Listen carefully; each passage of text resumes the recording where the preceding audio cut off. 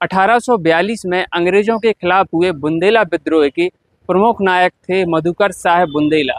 जी हाँ, एक 21-22 साल के युवा ने अंग्रेजों की नाक में उस समय दम कर रखा था। उसके बाद अंग्रेजों ने मधुकर साहब बुंदेला को सागर की केंद्रीय जेल में फांसी दे दी थी और उन्हीं की याद में बनाया गया है स्मार्ट सिटी द्वारा ये अमर शहीद मधुकर साहब बुंदेला स्मारक।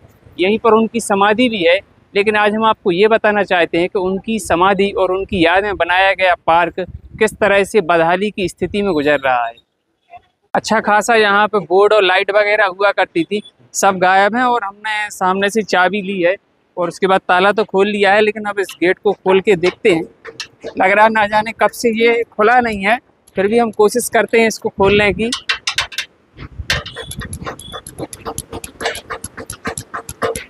बड़ी मेहनत के बाद ये खुल पाया है।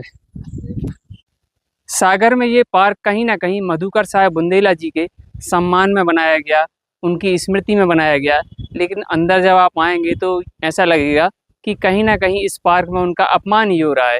जी हाँ, चारों तरफ देखेंगे एक बदहाली की स्थिति, ना लाइटें हैं, कुर्सियाँ टूटी पड़ी हैं और पूरे में घास उगाई है और मुझे लगता है कि मुश्किल ही शायद यहाँ तक कोई पहुँच पा रहा होगा, लोग आ पा रहे होंगे। बच्चों के भी जो चीज़ें हैं वो लगभग टूटी पड़ी हुई हैं यहाँ पे।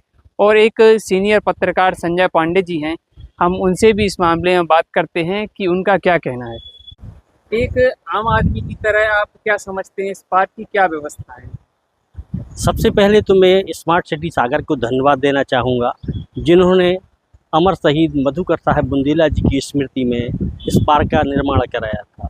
यह पार्क बनने के समय बहुत अच्छा था, लेकिन देखरेख के अभाव में यह स्थिति में पहुंच गया है। वर्तमान में यहाँ चौकीदार भी नहीं है।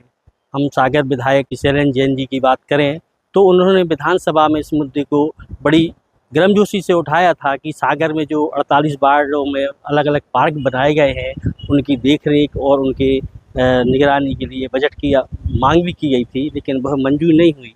यदि बजट मिल जाता तो कहीं ना कहीं जो बदहाली हुई है उसमें कुछ ना कुछ सुधार हो जाता। वर्तमान की बात करें तो लाइटें गायब होने के कारण यहाँ कोई शाम को आता नहीं है।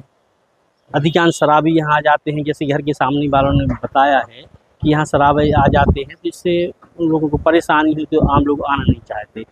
अब नगर निगम को यह चाहिए कि इस पर थोड़ा ध्यान दें, यहाँ एक चौकीदार नियुक्त कर दें और जो लाइट टूट गई हैं, टाइल्स ख़राब हो गए हैं, बच्चों को इक्विपमेंट्स टूट गए हैं, उनको देखरेख करें, जिससे आसपास के लोगों को इस पार्क का पूरी तरह से लाभ मिल सके। साथ ही जो बच्चों यहाँ आएँ वो मधुकर साहब जी के बारे में अच्छी तरीके से जान सकें।